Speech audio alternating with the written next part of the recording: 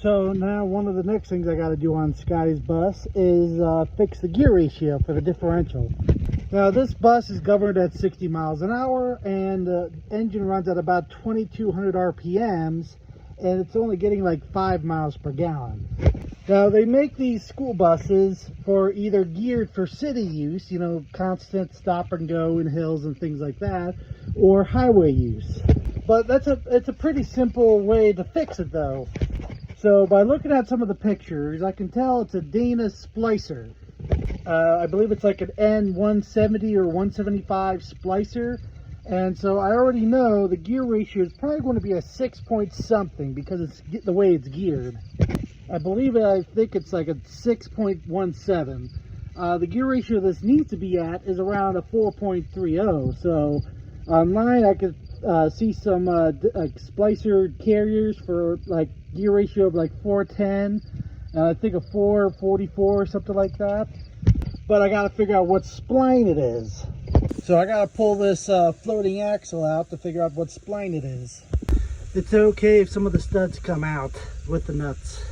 They'll just go right back in, bottom out, and then the nut will tighten down on the stud. Later models have little wedges inside, and that just helps center the hub before tightening it down. See, that's what's left of the old gasket there. You don't have to use a brand new gasket. You can use just high temp Permatex when you put this back together. And as soon as I break this loose, a little gear oil is going to come out.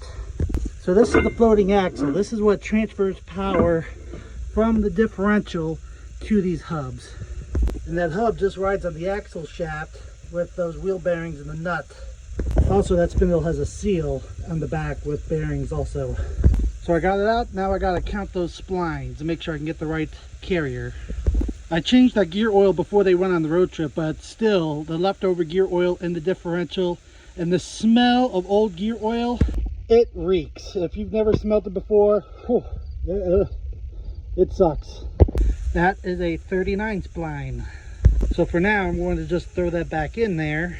There's a couple used and refurbished carriers, so I just gotta track one down, the right gear ratio I want and the right spline, and get it ordered.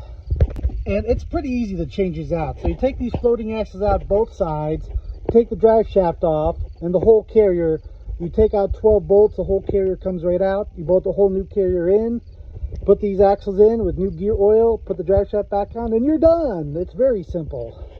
I also need to order a transmission tail shaft seal because the tail shaft seal was leaking and getting all over the park brake. And I believe that's what caused the park brake to go bad. Not go bad, it just wore out the brake pads and the parking brake on this bus. That's why I have the wheels chalked. But I already have the brake pads, or parking brake pads. But that's one of the things I gotta fix because it's going to need an inspection. Like the brakes are good, it's all disc brake all the way around. The tires have good tread, they are just starting to dry rot, but I'm pretty sure they'll pass them. This is not a commercial vehicle, so like they'll let stuff like that go and it's a little bit dry rot. Now the front tires, they will not let dry rot go, but the guy put brand new front steer tires on this bus before they bought it.